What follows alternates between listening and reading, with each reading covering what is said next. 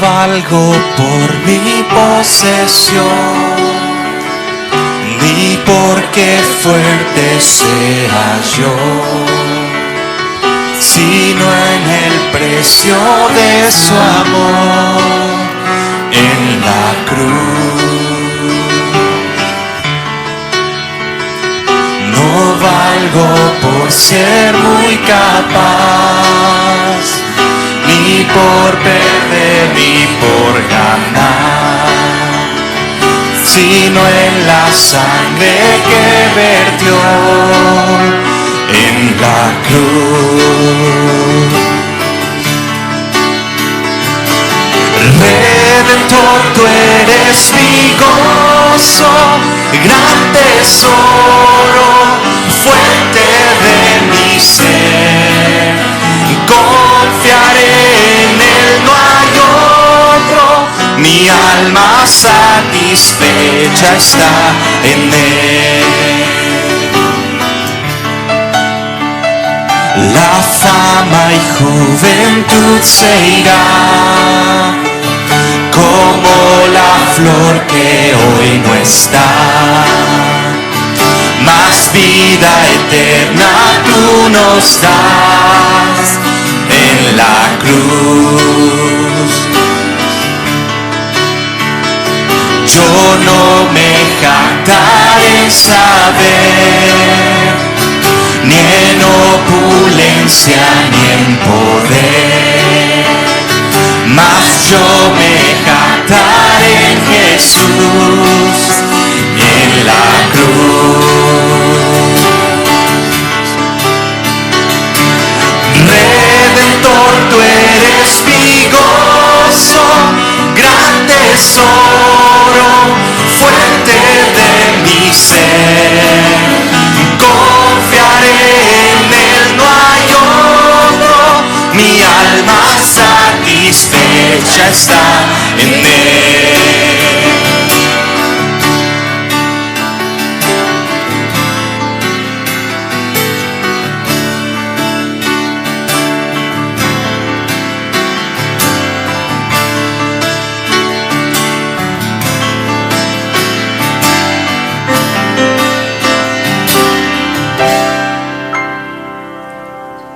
Esta verdad confieso hoy, de dignidad indigno soy.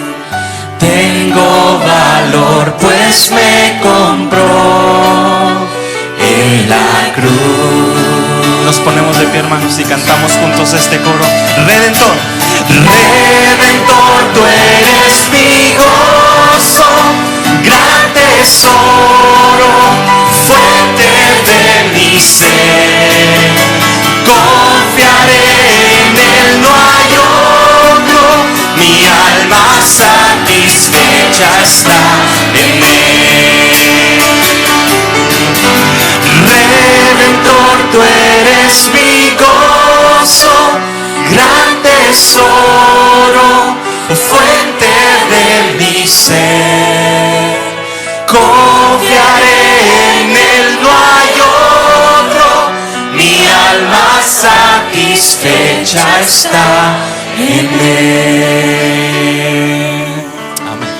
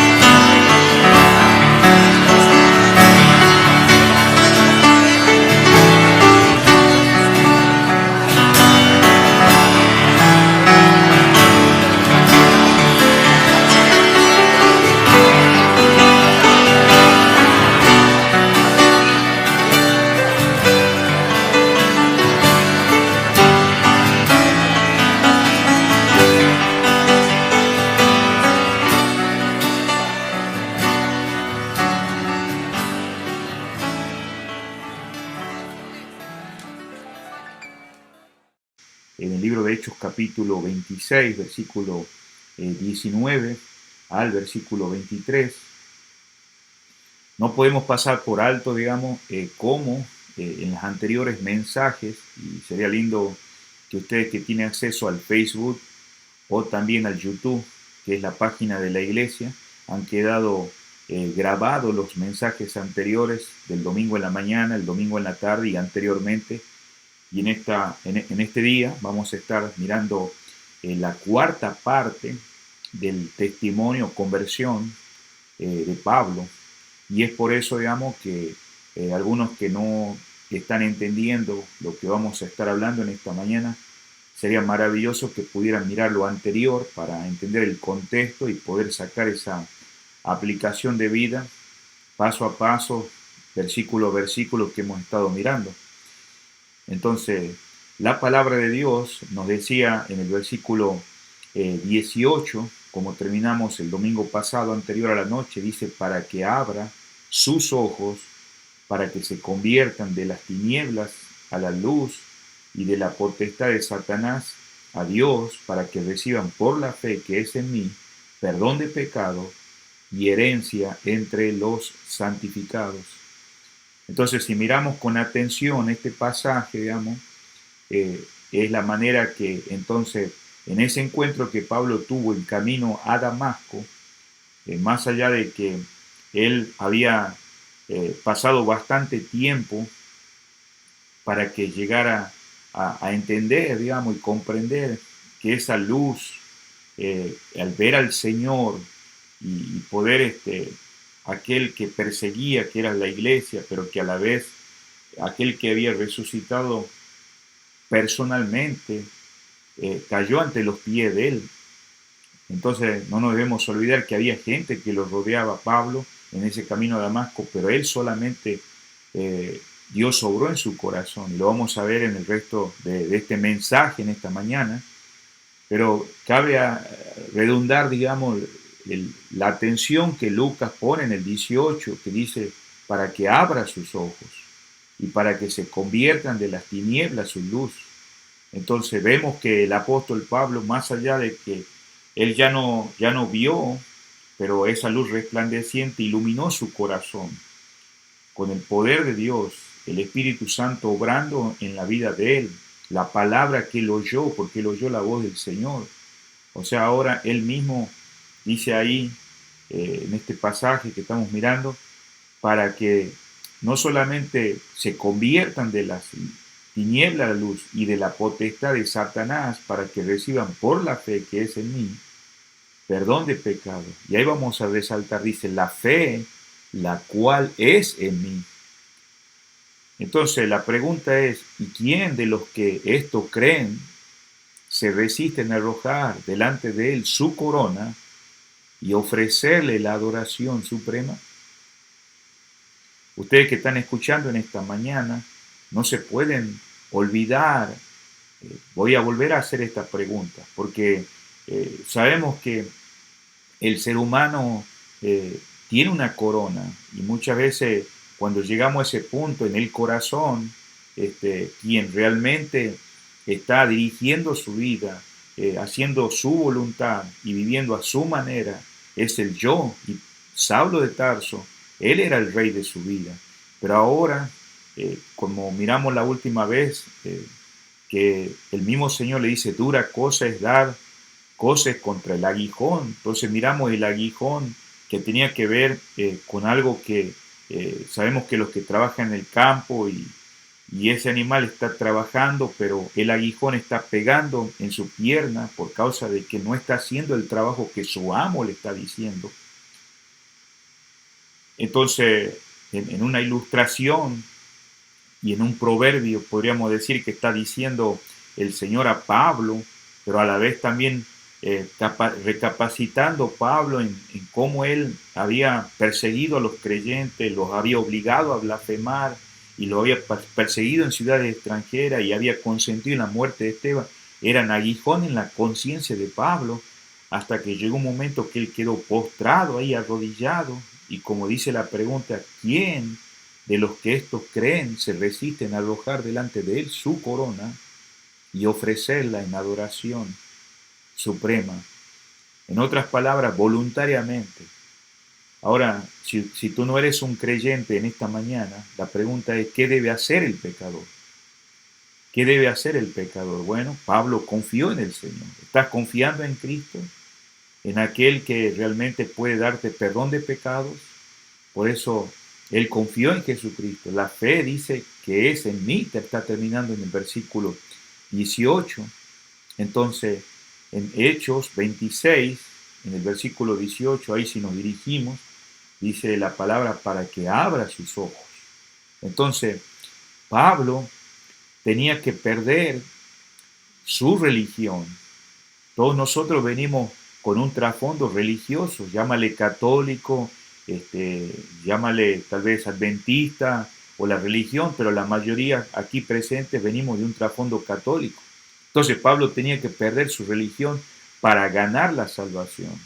Pero gracias a Dios que descubrió en un instante que toda justicia, y él sabía el Antiguo Testamento, si por favor nos dirigimos a Isaías, en el capítulo 64, y no nos debemos olvidar que a veces hay hermanos nuevos en la fe y si les podemos ayudar con la Biblia para poder encontrar y entender lo que vamos a leer, lo que el profeta Isaías está diciendo en el versículo 6.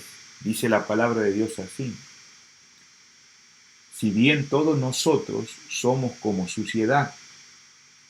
El mismo profeta, sabiendo la condición espiritual del pueblo, y él mismo se identifica juntamente con el pueblo, dice, si bien todos nosotros somos como suciedad y todas nuestras justicias.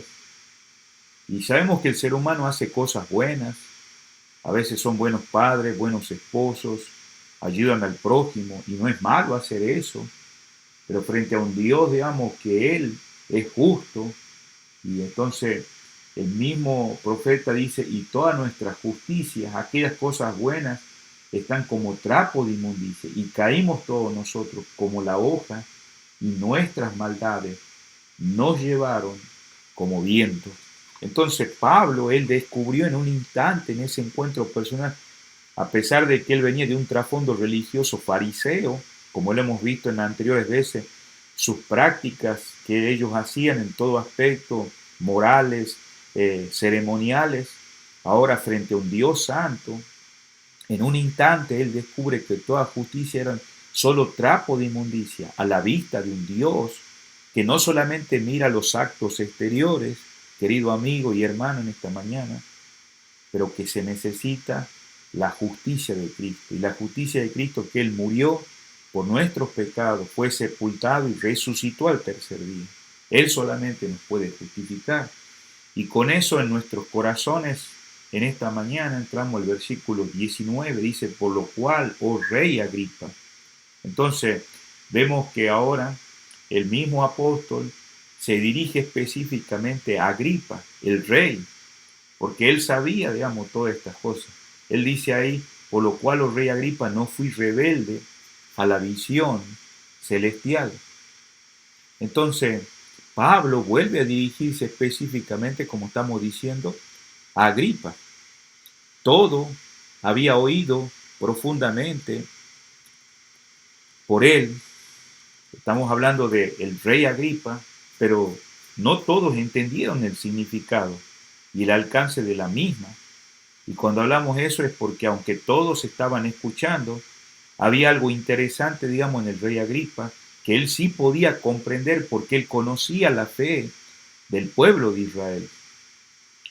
Es por eso, digamos, que para aquellos oyentes, aquellos que estaban ahí presentes, sin duda se emocionaron aquellos y descubrieron, digamos, esa elevada esfera de pensamiento y de sentimiento que había venido de ese testimonio que Pablo, el apóstol, estaba dando y lo repetía de una manera que en la cual él se había comunicado con el mismo Señor, que en la cual él tuvo encuentro personal. Por eso, en el mismo versículo que estamos mirando en esta mañana 19, dice, no fui rebelde, le dice al rey Agripa. Y por eso cuando Pablo había preguntado, si por ejemplo vamos a Hechos, si retrocedemos unos capítulos anteriores, amados hermanos, en el versículo 6 de Hechos capítulo 9, versículo 6, dice, él temblando, temeroso, dijo, Señor, ¿qué quieres que yo haga? Y el Señor le dijo, levántate y entra en la ciudad y se te dirá lo que debes hacer. Entonces, el mismo Pablo, una vez que él tuvo ese encuentro con el Señor ahí, él mismo preguntó, después de que él cayó postrado en la presencia del Señor, no los demás que estaban rodeándolo, sino él, Señor, ¿qué quieres que yo haga? ¿Qué quieres que haga? Lo había dicho con toda sinceridad, lo había dicho con honestidad. Cuando el Señor se lo dijo, él obedeció las órdenes de inmediato. Claro que antes de eso él no había obedecido al Señor. Antes de eso, de su conversión, de su nuevo nacimiento, él no estaba sometido al Señor. Por eso le había dicho que era dura cosa es dar cosas contra el aguijón. Entonces, Dios había regenerado su corazón. Por tanto, le había puesto la obediencia en su voluntad. Ahora él estaba haciendo la voluntad de Dios porque ya Dios había obrado en su corazón. Por eso el otro lado, el contraste de alguien que no ha experimentado y Dios no ha obrado en su corazón, no ha sido regenerado, es desobediente por su condición natural. Por naturaleza, digamos, está desobedeciendo a Dios. Y esto comienza desde Edén. Vamos a dirigirnos a Efesios, por favor, no dejen el pasaje ahí de Hechos capítulo 26 y vamos a dirigirnos al capítulo 2. La palabra de Dios nos dice así en el versículo 2 y 3. Dice así la palabra de Dios en Efesios capítulo 2. En los cuales anduviste en otro tiempo, siguiendo la corriente de este mundo, conforme al príncipe de la potestad del aire, el espíritu que ahora opera en los hijos de desobediencia, entre los cuales también todos nosotros vivimos en otros tiempos, en los deseos de nuestra carne, haciendo la voluntad de la carne y de los pensamientos, y éramos por naturaleza hijos de ira, lo mismo que los demás. O sea, vemos que el apóstol Pablo le escribe a los hermanos de Éfeso, haciéndolo ver de la condición que vivían antes de convertirse, antes de haber nacido de nuevo, de haber sido regenerado, y que en este caso Pablo también había estado en esa condición antes de tener ese encuentro personal. Entonces, ¿qué es lo que él estaba haciendo Pablo y qué estaba haciendo el ser humano que no se convierte, que no es regenerado? Estaba haciendo las cosas, dice, siguiendo la corriente de este mundo. Este mundo tiene su sistema, es contrario a Dios, pero también dice que hacía las cosas conforme al príncipe de la potestad del aire, que está hablando de Satanás, del enemigo de Dios, pero que también esta desobediencia es porque son hijos de desobediencia. Claro que él está diciendo a los hermanos de Éfeso porque eso eran antes, y ahora le hace ver también que no se deben olvidar que hacían la voluntad de la carne y hacían la voluntad de los deseos que ellos querían hacer, de sus pensamientos, así como Pablo antes de convertirse, él hacía lo que él quería y es lo que estamos mirando. Por eso dice ahí, no fui rebelde. El no regenerado es desobediente por su condición espiritual. En cambio, por el espíritu, en el corazón regenerado, es para obediencia. ¿Cómo sucede eso? Bueno, como sabemos, Pablo, él conocía el Antiguo Testamento. Si nos dirigimos, por favor, amados hermanos, en esta mañana al libro de Ezequiel, en el Antiguo Testamento, y vamos a ir al capítulo 36, donde puede mostrar claramente el profeta acá, en el versículo 26, Ezequiel 36, versículo 26. Os daré corazón nuevo y os pondré espíritu nuevo. Note lo que dice las Escrituras. os daré corazón nuevo y pondré espíritu nuevo dentro de vosotros, y quitaré de vuestra carne el corazón de piedra, y os daré un corazón de carne, y pondré dentro de vosotros mi espíritu, y haré que andéis en mis estatutos, y guardéis mis preceptos, y los pongáis por obra. Y eso es lo que opera el Espíritu Santo, el Espíritu de Dios en el corazón de aquel que es regenerado. Ese corazón de piedra ahora es puesto un corazón de carne y ahora puede obedecer a Dios. Por eso cuando oyó que era Jesús, estamos hablando de Saulo de Tarso, que le hablaba desde la gloria de luz, de esa luz más potente que el sol, la gloria del Señor, que lo había rodeado, entendió que era el Señor y tenía toda la autoridad el mismo Señor ahora para mandarle. Por tanto, cualquier mandato recibido de él, o sea, Saulo de Tarso, él lo iba a obedecer. En esta mañana pudiéramos buscar una aplicación, queridos hermanos, acá que estamos presentes. O sea, en otras palabras, el testimonio, cuando él está diciendo no fui rebelde, o sea, es que significa que no fui desobediente a la visión celestial. Y claro, esto corresponde a su humildad. Por eso él preguntó, Señor, ¿qué quieres que haga? Querido hermano, sabemos que todos nosotros hemos sido iluminados. Tal vez no hemos tenido ese encuentro como Pablo tuvo en camino a Damasco, pero Dios un día nos iluminó por medio de su palabra y Él habló a nuestros corazones. Por eso, por excelsa que fuese la visión, aquella visión que Pablo vio y por trascendental que fuera el mensaje recibido, todo habría sido en vano sin la obediencia del siervo. O sea que va acompañado, digamos, no solamente lo que él comprendió, ahora lo exterioriza. Hagamos un alto acá en esta mañana para preguntarnos a nosotros mismos, para preguntarnos a nuestras vidas, a nuestros corazones, si hemos sido fieles a la luz que hemos recibido. Hermanos, si estamos entendiendo en esta mañana, ¿hemos sido fieles a la luz que hemos recibido? Usted solamente es quien puede responderse. Seguramente la visión ha sido clarísima. En nuestros corazones también. Como hermosas las palabras que hemos escuchado. Pero quizá nos habrán surtido su debido efecto en nosotros por la falta de un espíritu sumiso. De un espíritu que debemos sujetarnos y ser obediente a Él, al Señor. Porque ahora Él es el Rey de nuestras vidas, Él es el Señor de nuestras vidas.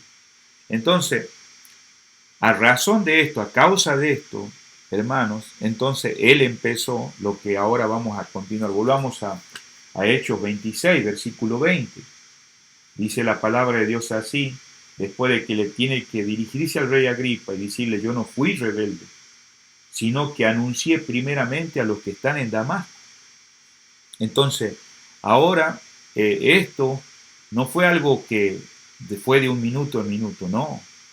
Él anunció en Damasco y en Jerusalén. O sea, luego de ese encuentro, también después Dios le puso en su camino a Ananías, este discípulo ahí de Damasco. Comenzó después, dice, a predicar entre los judíos como el Hijo de Dios. Primeramente en Damasco. Si vamos por favor al capítulo 9 de Hechos, en el mismo libro, en el versículo 20, dice la palabra de Dios, enseguida predicaba a Cristo en la sinagoga, diciendo que éste era el Hijo de Dios. Claro, ¿por qué Pablo predicaba así? Enseguida, pudiéramos pensar, bueno, fue al día siguiente. No, tomó un tiempo, fue un proceso. Acordémonos que en ese encuentro él había estado 3 días sin ver, no había comido nada hasta que encontró Ananías a él. Y bueno, dice la palabra, digamos, que él recibió la vista. Vemos que él se bautizó, obedeció al Señor. Y bueno, se reunió con los hermanos de Damasco para crecer en esa comunión, en esa armonía. Y por eso podemos ver que entrando a este versículo, él está diciendo al rey Agripa, bueno, empecé a dar la palabra, como estamos mirando ahí en el versículo 20, sino que anuncié primeramente a los que están, dice, en Damasco. Ahí empezó el testimonio, en medio de los que estaban ahí, lo que él era antes y lo que ahora estaba haciendo Dios en su vida. O sea que cuando tuvo que escapar después de esa ciudad, hablando de Damasco, vino a Jerusalén predicando. Dice la palabra en el mismo libro de Hechos, capítulo 9, versículo 29, ahí, y hablaba denodadamente, quiere decir, de una manera con valentía, esforzándose, dice la escritura ahí, en el nombre del Señor, y disputaba con los griegos, pero esto, dice, procuraban matarle.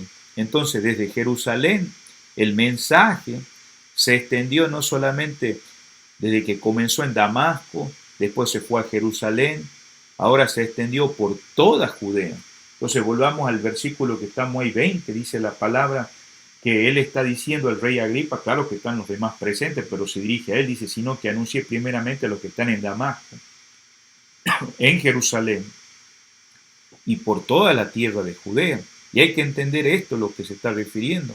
Es necesario entender bien esta expresión que Lucas pone acá y que el apóstol está diciéndole al rey, ya que en ningún lugar se dice que Pablo predicase el evangelio en toda Judea. No, no está diciendo eso.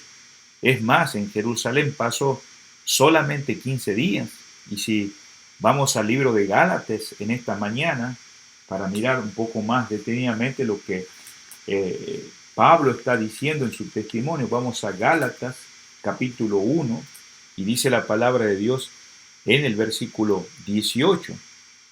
Dice las escrituras así: después, pasados 3 años, subí a Jerusalén para ver a Pedro y permanecer con él 15 días. Acordémonos que ya los discípulos habían sido esparcidos por causa de la persecución, solamente quedaron los apóstoles. Entonces Pablo, después de 3 años, fue a Jerusalén. Entonces estamos mirando que ese enseguida tomó tiempo. Y en el versículo 18 dice que tuvo 15 días en Jerusalén y solamente con Pedro. Y él mismo da testimonio de que las iglesias en Judea no le conocían. Entonces ahora estamos entendiendo que no es que había predicado, pero habían escuchado lo que él había sido antes, un perseguidor, alguien que presionaba a los creyentes, forzándolos a blasfemar.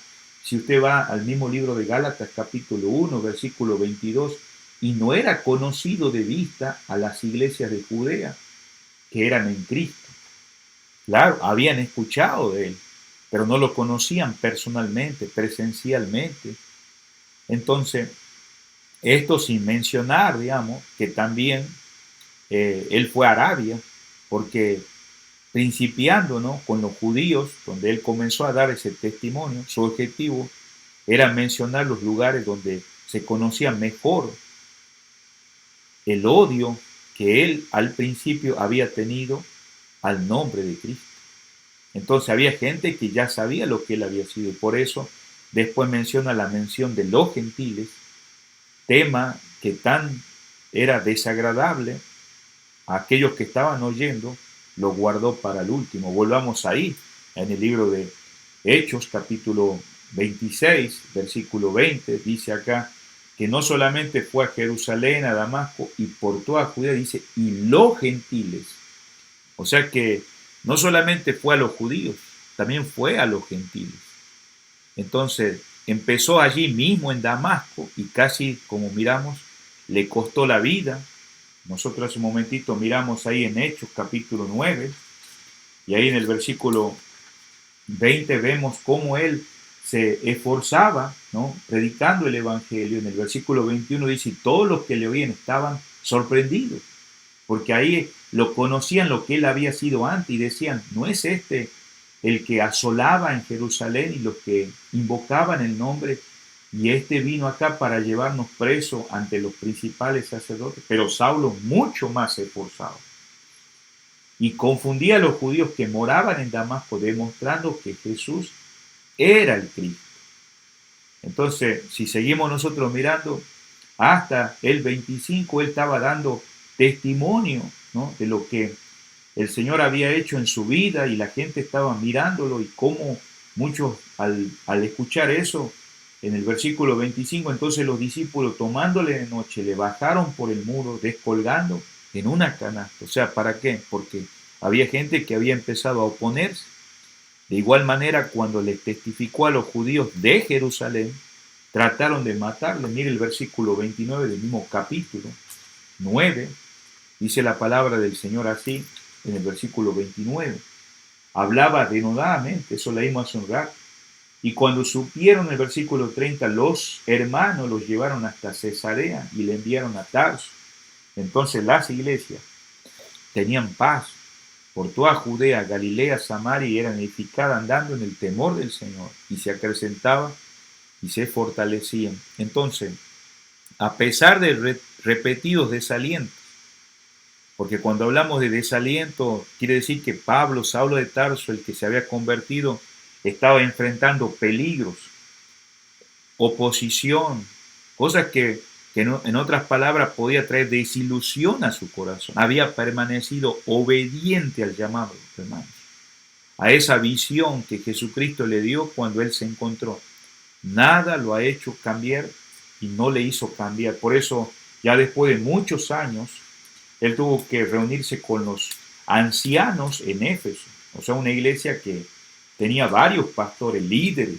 Por eso una iglesia saludable, amados hermanos, es una iglesia que tiene varios líderes, varios pastores. En Hechos capítulo 20, versículo 24, dice la palabra de Dios, pero de ninguna cosa hago caso, ni estimo preciosa mi vida para mí mismo, con tal que acabe mi carrera con gozo y el ministerio que recibí del Señor Jesús para dar testimonio de la gracia de Dios. Entonces, podemos ver, digamos, que él no estimaba su preciosa como algo de mucho valor, sabiendo que ahora esa vida le pertenecía al Señor, sino que el objetivo era de él terminar eso que el Señor había puesto en su corazón, lo había cambiado, lo había transformado y ahora nada lo haría cambiar de eso. Por eso preguntamos al principio si estamos siendo fieles desde ese día. Tal vez algunos acá en esta mañana tienen ya 10 años de creyentes, 5 años de creyentes. Tal vez hace unos meses, hace un año. ¿Está siendo fiel en medio de las circunstancias? En medio de la oposición, en medio de cualquier circunstancia que estamos pasando. Aquellos días Pablo enfrentó persecución, enfrentó hambre, enfrentó de los mismos hermanos de su nación.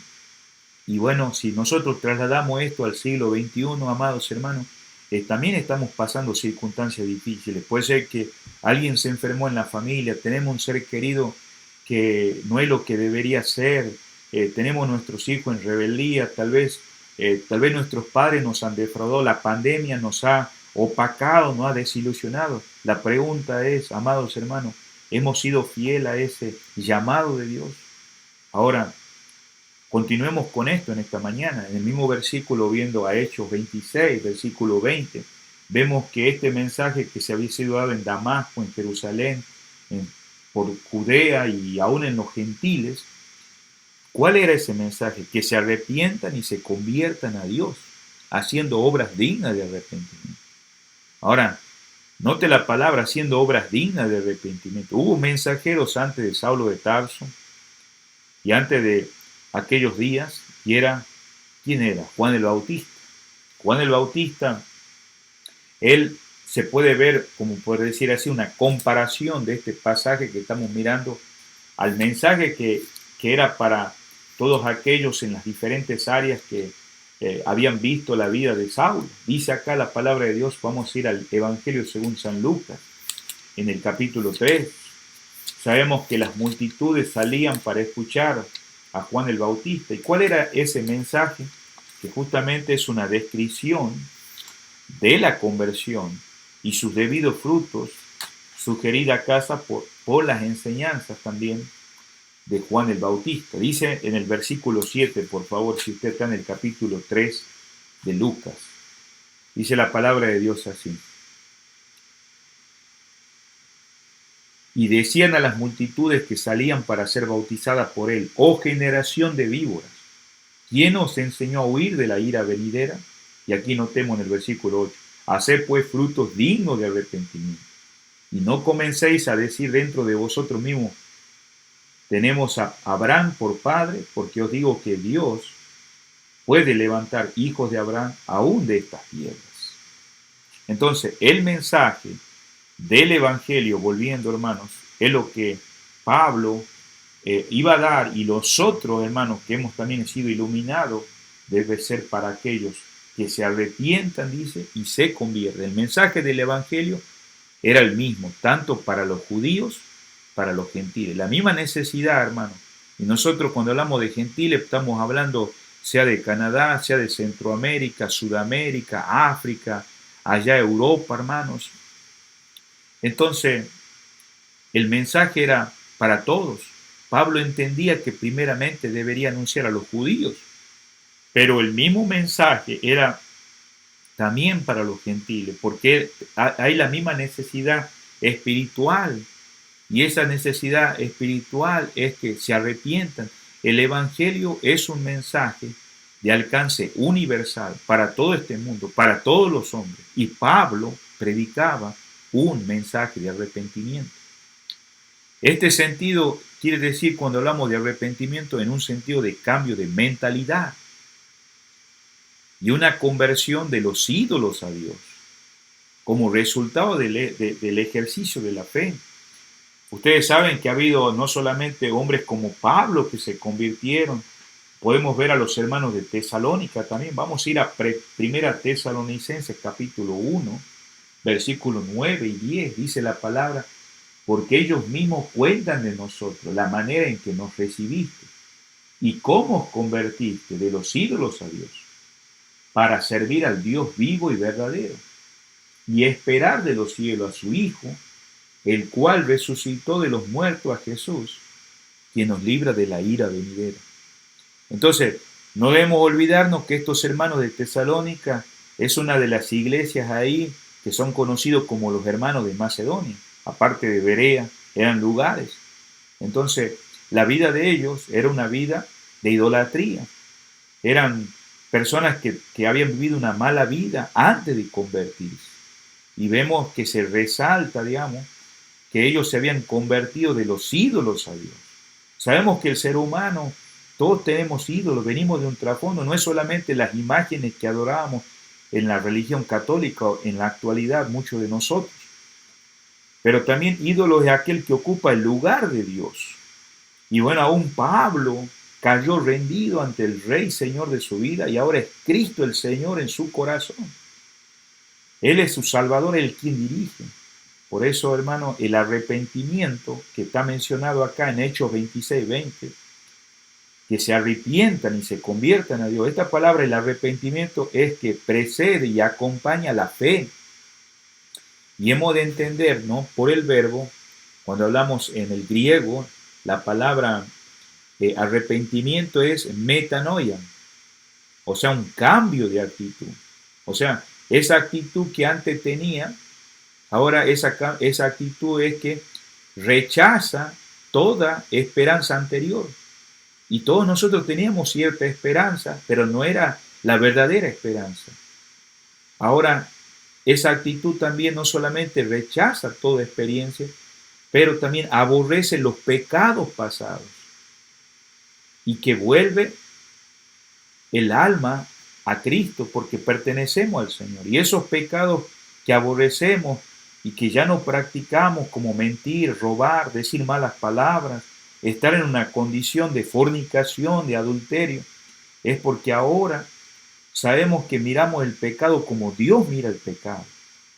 Y sabemos que no queremos ofender a Dios, sino agradarlo al Señor, hermanos. Por eso se produce ahora este hecho de la conversión, dice arrepentimiento. Estamos ahí en Hechos 26, en el versículo 20, dice, para que se conviertan a Dios. No solamente se arrepientan, pero dice se conviertan. Entonces, esta conversión en todo verdadero creyente es el acto de cambiar totalmente de rumbo, como los tesalonicenses que hemos leído, quien Pablo mismo escribe, os convertisteis de los ídolos a Dios. O sea, ellos estaban antes en una condición, ahora son del Señor, ahora sirven a Dios, al Dios vivo y verdadero.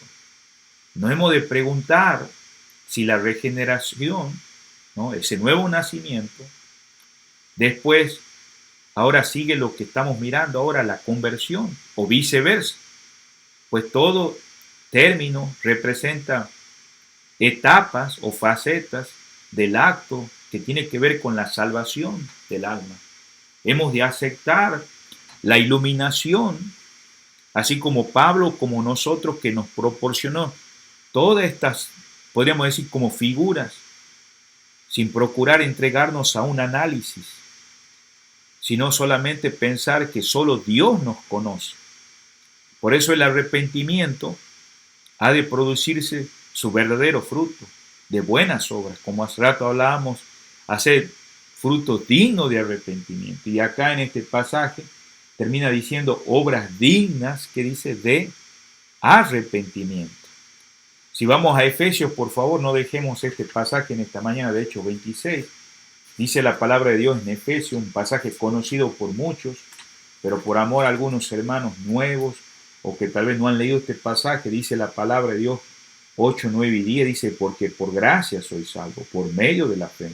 Y esto no de vosotros, pues es don de Dios, no por obras para que nadie se gloríe, porque somos hechura suya, creados en Cristo Jesús, para buenas obras, las cuales Dios preparó de antemano, para que anduviésemos en él. O sea, el arrepentimiento ha de producirse su verdadero fruto, y esas son las buenas obras. Ahora, otra vez, tal vez tendríamos que asombrarnos en esta mañana ante esta riqueza doctrinal, ya que esta verdad es tan poca comprendida por muchos creyentes, porque haya lugar justamente frente a esta exposición, a este discurso, a este testimonio que Pablo está dando frente al rey Agripa. Nosotros sabemos, queridos hermanos, que las obras no salvan, pero es inútil que nadie pretenda de decir que ha recibido a Dios. Y a veces, hoy en día hablamos mucho de recibir a Cristo. Sabemos que no es un término tal vez bíblico que lo vamos a encontrar en la Biblia. Pero no debemos olvidar que ese recibir a Dios o recibir al Señor, la plenitud de la salvación en Cristo, si no produce obras dignas de arrepentimiento, ¿no? O sea, después de esa arrepentimiento, esa regeneración, ahora la conversión que estamos viendo, aquellas obras para las cuales Dios nos ha ordenado en Cristo desde la eternidad. Por eso usted puede ver en el versículo 10 que acabamos de leer, dice, porque somos hechuras suyas, creados en Cristo para buenas obras. Somos creados en Cristo para buenas obras, aquellas obras por las cuales Dios ha ordenado desde la eternidad. No es casualidad, ya Dios tiene un plan, un propósito para nuestra vida. Y ese cambio se produce por la acción de la gracia de Dios, mediante el poder del Espíritu de Dios en la regeneración. Y sin que se produzca el arrepentimiento, no cabe el perdón de pecados, porque si no hay arrepentimiento, no hay perdón de pecados. Sin embargo, he de notar para la salvación que se exige tan solo la fe en Cristo. Por eso, si usted se recuerda ahí, el carcelero de Filipo estaba a punto de quitarse la vida. Ya había escuchado el mensaje, había visto el testimonio de Pablo en la cárcel, y él se tiene que dirigir ahí a ese carcelero diciéndole claramente, cree en el Señor Jesucristo y serás salvo tú y tu casa. Entonces se exige la fe en Cristo. En ningún caso el arrepentimiento es una obra humana.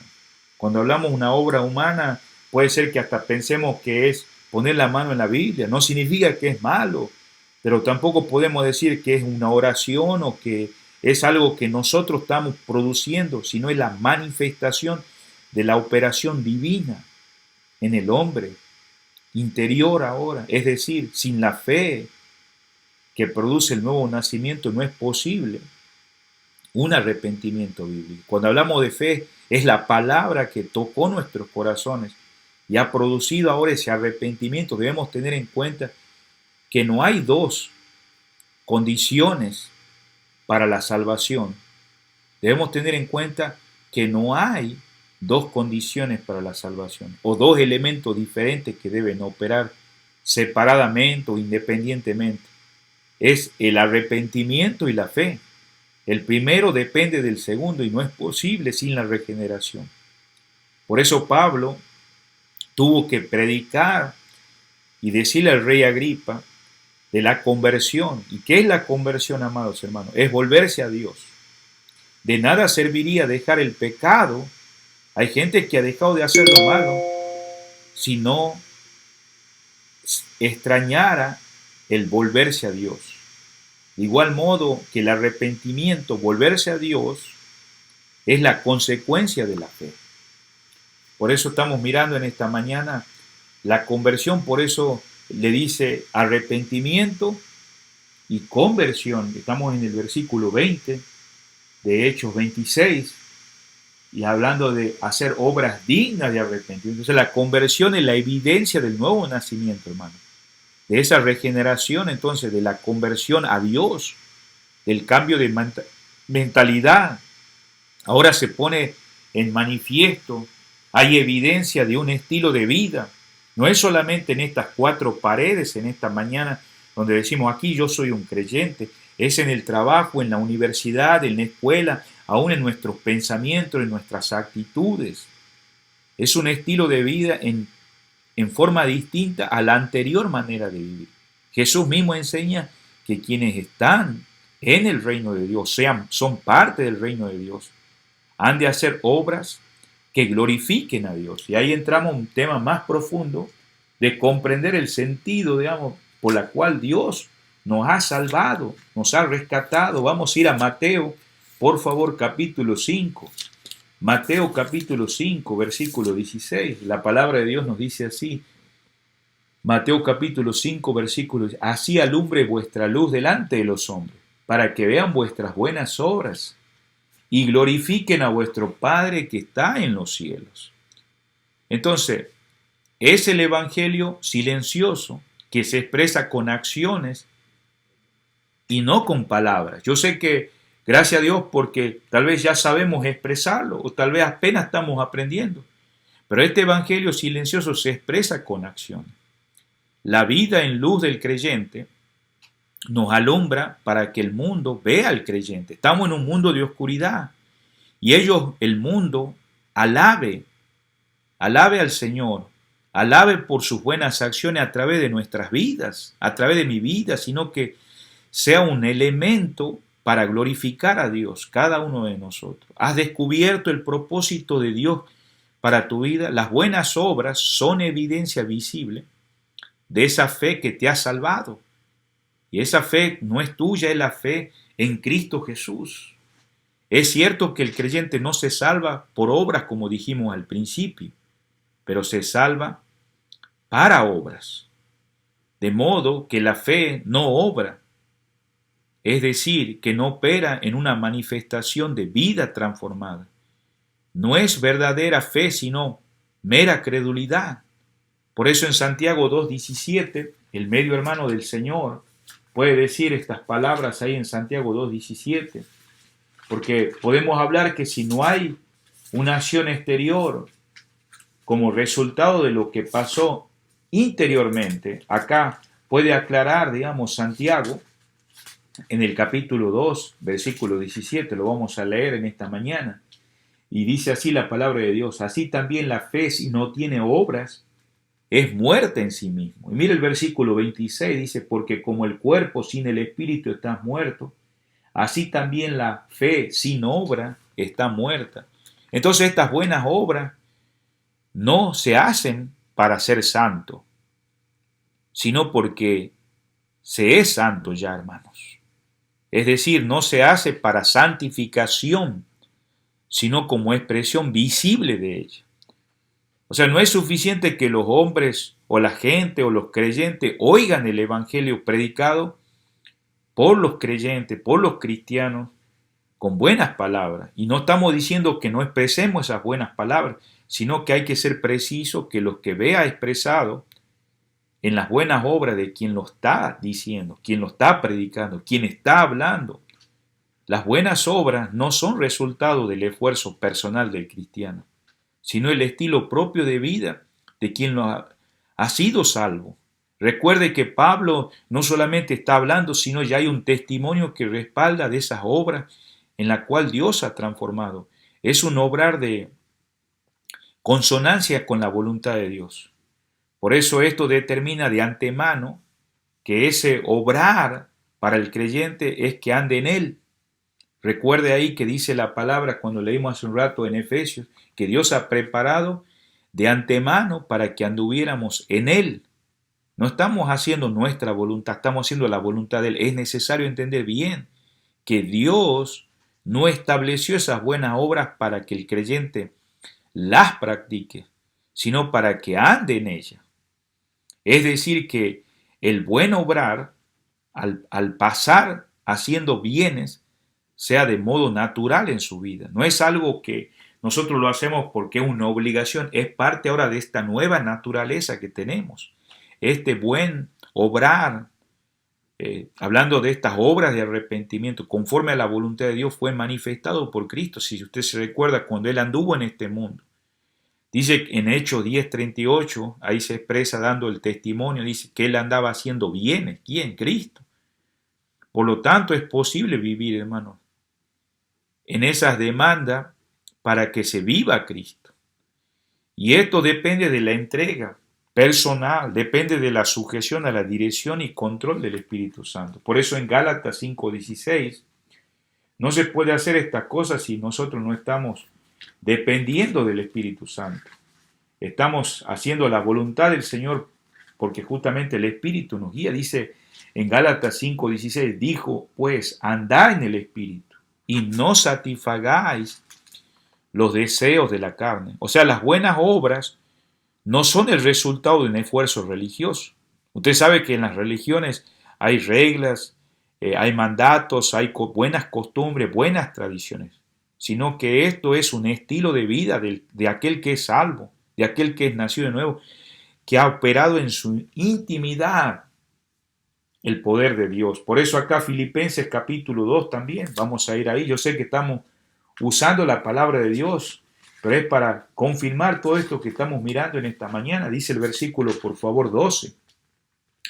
Dice la palabra de Dios, por tanto, amados míos, como siempre habéis obedecido, no como en mi presencia solamente, sino mucho más ahora en mi ausencia, ocupaos de vuestra salvación con temor y temblor.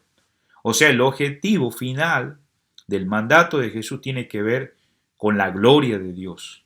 Y ahí es donde nosotros encontramos el propósito del Señor en nuestras vidas. Dice, y glorifiquen, dice, a vuestro Padre que está en los cielos. Hace un rato estuvimos leyendo eso. ¿A través de qué? De esas buenas obras.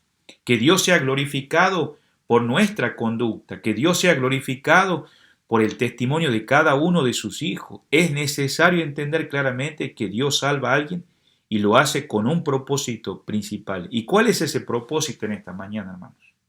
¿Cuál es ese propósito? Que sea glorificado en él. 3 veces enfatiza Pablo esta verdad, que Dios salva para alabanza de su gloria. Ahí en Efesios capítulo 2, versículo 6, volvamos de vuelta ahí, dice la palabra de Dios en Efesios capítulo 2, versículo 6, dice, y juntamente con él nos resucitó a sí mismo y nos hizo sentar en lugares celestiales con Cristo Jesús. Mire el versículo 12, dice la palabra de Dios así, en aquel tiempo estabais sin Cristo, alejados de la ciudadanía de Israel, ajeno a los pactos de las promesas, sin esperanza y sin Dios en el mundo. Vamos al versículo 14. Dice la palabra, porque en él es nuestra paz. De ambos pueblos nos hizo, derribando la pared intermedia de separación. Entonces Dios salva para alabanza de su gloria. El creyente está puesto para glorificar a Dios. Ese debe ser el objetivo principal de cada uno de nosotros, que cada motivo de toda acción que hagamos, sea en nuestro matrimonio, sea en el trabajo, sea cobrando o sea pagando a mis compañeros de trabajo. Dice Primera de Corintios 10:31, dice, si pues coméis o bebéis o hacéis otra cosa, hacedlo todo para la gloria de Dios. Entonces la buena forma de entender lo que es correcto y no en la vida cristiana es preguntarse si se puede dar gracia a Dios por lo que estoy haciendo, si eso va a traer gloria a Dios. Por eso el pasaje ahí del Nuevo Testamento habla claramente que nosotros somos sus hijos. Y entonces si somos hijos, tenemos un Padre celestial. Y el creyente, digamos, como dice ahí primera de Juan 4:17, pues como Él es, así también somos nosotros en este mundo. Entonces, sabemos que el mundo nos está observando, nos está mirando. Y ahí en primera de Pedro 2:12 dice que debemos mantener nuestra buena manera de vivir entre los gentiles, para que los que murmuran de vosotros como malhechores glorifiquen al Dios en el día de la visitación, al considerar vuestras buenas obras. Entonces ese creyente va a estar dando testimonio y ellos van a ver la conducta y se van a recordar. El proceso es sencillo, hermano. El creyente practica y sigue una vida de un buen obrar. El mundo nos está observando, pero Dios es glorificado por la forma en la cual estamos viviendo y por eso somos hijos de Él. En el Sermón del Monte, hermano, en el capítulo 4, 5 y 6, ahí vemos, hermano, que da a entender que la alabanza no es una actividad, sino una actitud, que no se alaba de cierta forma con cántico y la oración, sino que en cada momento de la vida cristiana, o sea que el creyente alaba o desprestigia a Dios con su vida. Por eso ahí en Efesios 2:10 hace rato leímos, somos hechura suya. Entonces, nuestra identidad con el Señor produce un cambio de vida, hermano. Vamos al versículo 21 en esta mañana. Ahí en el mismo libro de Hechos, capítulo 26, dice la palabra de Dios, por causa de esto los judíos me prendieron en el templo. Y Pablo está diciéndole a Agripa, mira, vos sabes por qué me han agarrado. Él explicó a Agripa y a Festo lo que había sucedido en el templo. No era por causa que lo habían atacado a Pablo o casi lo habían matado. Su declaración es que Jesús de Nazaret estaba vivo, Él había resucitado, y eso miramos la semana pasada. Este es el Mesías de Israel. Su ministerio a los gentiles y su proclamación de todas las bendiciones del pacto de Dios. Entonces, en otras palabras, cuando nosotros miramos el versículo 21, los términos de arrepentimiento y fe, estos judíos rechazaban. ¿Por qué rechazaban, amados hermanos? Como todo religioso y como ellos, los orgullosos israelitas nacionalistas, no querían tener nada que ver con un judío que tratara con los gentiles como judíos. Porque acuérdense que había diferencia. Cornelio se tuvo que reunir, que no era judío, con Pedro. Entonces lo miraban mal los judíos por sus tradiciones. Y esto es interesante apreciar, que no le acusaban de predicar un mensaje falso o contradictorio, sino con la esperanza mesiánica que ellos tenían, sino especialmente en la forma de la predicación, es decir, que la esperanza de salvación se alcanza por fe, libre de actos de acción ceremonial o legal, como ellos lo hacían, pero no por las obras de justicia personal, sino por la gracia de Dios.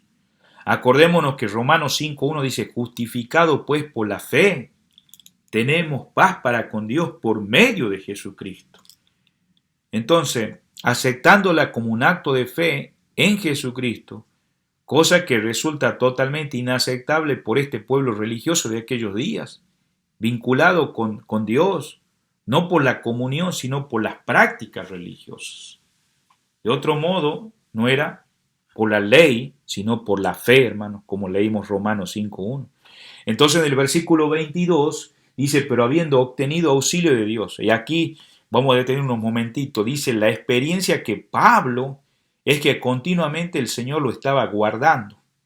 A lo largo del ministerio de Pablo, él pasó oposiciones, desilusiones, desesperanza, pero queridos hermanos, aquí hace un recalco, Dios intervino de una manera providencial, protectora para guardar a este siervo. Pablo sabía que era un hecho, una manifestación de la protección de Dios, pero fue en esta ocasión cuando su vida estaba más en peligro, que Dios tenía un propósito de los judíos, que supo que sería protegido, guardado, hasta que llegase a Roma para predicar allí también el Evangelio. Por eso acá en el capítulo 23 de Hechos y en el versículo 11, por favor, dice la palabra de Dios así. Y la noche siguiente se le presentó el Señor y le dijo, ten ánimo, Pablo, pues como has testificado de mí en Jerusalén, así es necesario que testifique también que dice en Roma. O sea que en otras palabras, amados hermanos, fue el auxilio de Dios que viene de él cuando está haciendo ese énfasis. O sea, por eso persevero, me mantengo firme, no es por mi talento, no es por mi esfuerzo. Y amados hermanos, si el Señor te ha salvado con un propósito, Él te va a cuidar, Él te va a proteger en todo aspecto para que en medio de cualquier circunstancia podamos seguir dando testimonio, compartiendo la palabra. Sabemos que en medio de la pandemia han cambiado las universidades, las escuelas, los hospitales, la manera de trabajar, han cambiado aún las iglesias, pero el mensaje debe ser fiel. Tal vez no estamos llevando el evangelio como lo hacíamos de esta manera, como casa por casa. Dios no nos ha enseñado, o sea, la forma o el método, pero sí nos ha dado el mensaje y de acuerdo a las circunstancias como Pablo vivía, estaba dando y él decía, si yo estoy perseverando acá, es por él. Esta vida mía tan maravillosa ha sido protegida. A pesar de todas las conspiraciones, decía Pablo, a pesar de todas las cosas, él me ha conservado por amor al evangelio. Por tanto, estoy dando testimonio. Y ese testimonio de la fidelidad de Dios era una realidad que se mantenía hasta ese momento. Y Pablo podía confiar en él porque además de la seguridad de las promesas que le había dicho, su experiencia confirmaba aquella realidad frente a este rey. El Señor lo había comisionado, como a nosotros, hermanos, a compartir, a predicar el evangelio, pero lo había guardado en medio de todos los conflictos para que pudiera hacerlo. Por eso ahí en el versículo 22, obtenía el auxilio de Dios hasta el día, dando testimonio a pequeños y grandes, no diciendo, dice ahí, nada fuera de las cosas. Es en otras palabras, esta comisión que había recibido, ya Isaías lo había dicho en el capítulo 49 de Isaías, versículo 6, poco es para mí que tu siervo, mi siervo, para levantar la tribu de Jacob, para que restaures el remanente de Israel. También te di a luz, para que seas mi salvación hasta lo postrero de la tierra. Esto aplica a Pablo para referirse a ese ministerio suyo y aún de Bernabé cuando comenzaron. Ese mensaje del evangelio no era para algunos, sino para todos los hombres, grandes y pequeños. No importa la condición social, comprendió judíos y gentiles. Este mensaje es un mensaje de esperanza, porque los profetas, como Moisés, como se menciona ahí en el versículo, la fuente de predicación apostólica descansa grandemente en los escritos, hermanos, del Antiguo Testamento. Por eso ahí se reclama la atención y la obediencia, para que somos luminares que brillan en un lugar oscuro. Ahí dice 2 de Pedro capítulo 1, versículo 19. Entonces en el versículo 29 le pone nuevamente claro el evangelio, que Cristo había de padecer. Esta construcción, hermanos, es para que entendamos que este Mesías que había sido anunciado y que iba a ser sufriente, pero también que iba a resucitar el primero entre los muertos, iba a dar luz al pueblo judío, pero también a nosotros los gentiles. Él ahora ha dicho más que los profetas, y Moisés había dicho. Pero ¿qué pasaba? Los judíos estaban aferrados a su sistema de interpretación tradicional. Entonces ellos creían en la muerte del Mesías, pero sería imposible, pues solo podía vincularse con el rey que vendría para reinar sobre Israel. Ellos tenían una expectativa diferente, estos judíos. Sin embargo, los profetas anunciaron continuamente, y podemos ver en Salmo 22:6 que se anuncia las afrentas del Mesías, del Señor que iba a pasar y la iba a recibir. En Salmo 69:8 habla del rechazo de sus hermanos. En Salmo 69:4 habla del odio que iban a manifestar los judíos. En Zacarías 13:7 muestra el abandono de sus discípulos. En Salmo 22:14 se muestran los diferentes sufrimientos que iba a tener el Mesías, el Cristo. En Miqueas 5:1 ahí habla de que su rostro iba a ser golpeado. En Isaías 52:14, Isaías 53:3 habla de que su rostro iba a ser desfigurado. Y así podemos seguir avanzando. En Isaías 56 dice que le iban a dar latigazos. En Salmo 22:16 dice que lo iban a clavar sus manos y sus pies. En Salmo 22:1 dice que en las horas de las tinieblas él iba a ser abandonado. En Salmo 22:7 dice que iba a recibir escarnios burlas, afrentas. En Salmo 69, 21 dice que le iban a dar hiel y vinagre con bebida. En Salmo 22, 18 dice que su ropa iban a ser repartida. En Zacarías 12, 10 dice que su cuerpo iba a ser traspasado, y sabemos que un centurión, soldado romano, lo hizo. Y en Isaías 53, 12, su muerte. Entonces, todo esto, hermano, una doctrina de sufrimiento y la muerte del Mesías. Pero era difícil aceptar para los judíos. Entonces, eso era lo que constituía la base principal de la predicación del Evangelio de Pablo y nuestro hoy en día. Y este es el punto de partida, hermanos, cuando se proclama delante de aquellos judíos, acá en Hechos 17:3, para ir finalizando, dice la palabra de Dios acá, en el versículo 3, declarando y exponiendo por medio de las Escrituras que era necesario que el Cristo padeciese y resucitase de los muertos, y que Jesús, a quien yo os anuncio, decía él, es el Cristo. Amados hermanos, amigos que estamos en esta mañana, podemos ver acá claramente que su esfuerzo misionero de Pablo, ahí en Romanos 1, 14 y 15, era a los griegos, a los bárbaros, a los sabios, a los indoctos, y él estaba pronto para predicar el Evangelio en cualquier circunstancia y iba a estar hasta Roma. Y por eso vemos que esta evangelización era para toda la creación. En Colosenses 1:23 lo dice claramente, el Evangelio es proclamado según la comisión de Pablo y no conocía limitaciones raciales, sea judíos o gentiles. Y por eso ahí está aclarando en el versículo 23, para anunciar luz al pueblo, hablando de Israel y los gentiles. Entonces se destacaba una misión especial a los gentiles y fue cumplida, según Romanos capítulo 15, versículo 15 al 21. Entonces había diferentes categorías en la sociedad, pero Pablo persistía claramente, pequeños y grandes. Todas las almas inmortales, por todo murió el Señor Jesucristo. De modo que Pablo quería dar ese mensaje de vida. Y Jesús había llamado la atención al contenido profético porque sabemos que el rey Agripa sabía de eso. Y en el camino de Emaús el Señor le hizo hincapié en el capítulo 24, versículo 25 al 27, a estos discípulos desanimados. Nada, hermano, Pablo anunció sobre Jesucristo, sobre ese Mesías enviado. Entonces ahora Agripa, conocedor de la Escritura, sabía que Pablo decía y concordaba con la fe de los judíos. Por tanto, aparentemente esa discrepancia era por la religión de aquellos días que autorizaba Roma y el mensaje del Evangelio, pero la base del Evangelio, amados hermanos, descansa que Cristo fue muerto por nuestras transgresiones, por nuestros pecados, y que fue resucitado para nuestra justificación, según Romanos 4:25.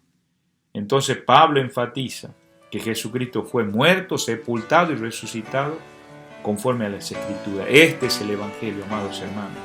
Es el Evangelio transformador y que en esta mañana lo podamos compartir, que podamos hablar a otros, porque la realidad, queridos hermanos, eso debe pasar en la vida de un creyente, de ser regenerado, convertido, de hacer frutos dignos de arrepentimiento, esas buenas obras que Dios ha preparado. Estamos siendo fieles a ese mensaje que Dios nos ha iluminado. Que el Señor nos ayude en esta mañana. Que Dios nos bendiga y vamos a orar, amados hermanos.